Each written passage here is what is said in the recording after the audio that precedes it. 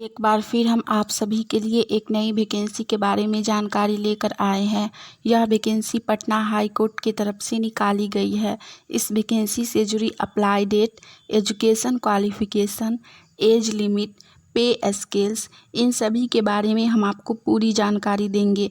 तो अगर आप भी इस वैकेंसी के लिए फॉर्म अप्लाई करना चाहते हैं तो हमारे इस वीडियो में लास्ट तक बने रहिए और इस वैकेंसी से जुड़ी पूरी जानकारी को ध्यानपूर्वक सुनिए, जिससे कि फॉर्म अप्लाई करते वक्त आपसे किसी भी प्रकार का कोई भी मिस्टेक या त्रुटि ना हो। चलिए जानते हैं इस वैकेंसी से जुड़ी पूरी जानकारी विस्तार में। सबसे पहले हम लोग जानेंगे इस वैकेंसी से जुड़ी अप्लाई डेट के बारे में। इस वैकेंसी के लिए अप्लाई 5 अक्टूबर 2023 से शुरू हो चुका है और इसका लास्ट अप्लाई डेट है 31 अक्टूबर 2023। जिनको भी फॉर्म भरना है वो लोग 5 अक्टूबर से लेकर 31 अक्टूबर के बीच में कभी भी इस वैकेंसी के लिए फॉर्म अप्लाई कर सकते हैं। इस वैकेंसी के लिए फॉर्म ऑनलाइन के माध्यम से भरा जाएगा, तो आप लोग ज़रूर इस वैकेंसी के लिए फॉर्म अप्लाई कीजिए क्योंकि यह वैकेंसी बहुत ही अच्छी है। इसके बाद हम लोग जानेंगे इस वैकेंसी से जुड़ी एज लिमिट यानी कि उम्र सीमा के बारे में।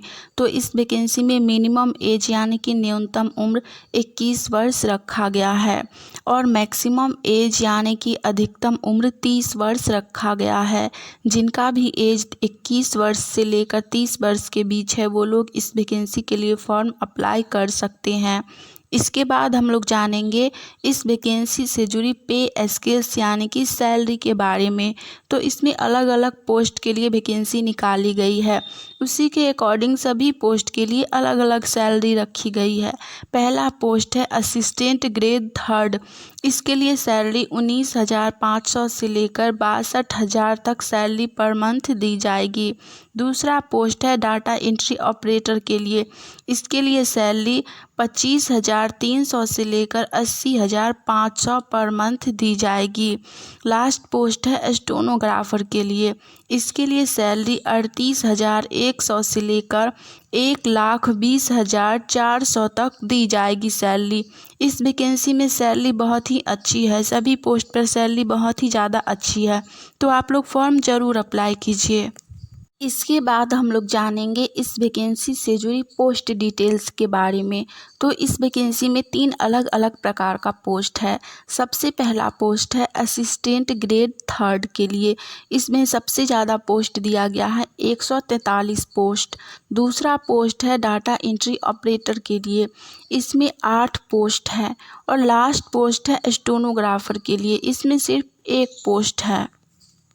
इसके बाद हम लोग जानेंगे इस वैकेंसी से जुड़ी एजुकेशन क्वालिफिकेशन यानी कि शैक्षणिक योग्यता के बारे में।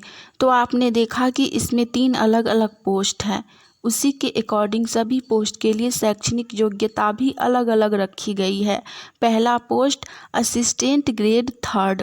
इसके लिए शैक्षणिक योग्यता रखी गई है diploma course in computer form ITI, यानी कि आप लोगों का डिप्लोमा कोर्स होना चाहिए, ग्रेजुएट भी होना चाहिए, साथ में आपका 1 ईयर का डिप्लोमा होना चाहिए और ITI होना चाहिए, तो ही आप लोग इस पोस्ट के लिए अप्लाई कर पाइएगा। दूसरा है डाटा एंट्री ऑपरेटर के लिए। इसके लिए भी आपका ग्रेजुएट होना चाहिए, साथ में कंप्यूटर साइंस से और साथ में PGDCA होना चाहिए, तो ही आप इस पोस्ट के लिए फॉर्म अप्लाई कर सकते हो। हमने इस वैकेंसी से जुड़ी आपको सारी जानकारी दे दी है। आप लोग फॉर्म अप्लाई करते टाइम एक बार सारी जानकारी को फिर से पढ़ लीजिएगा, फिर फॉर्म अप्लाई कीजिएगा।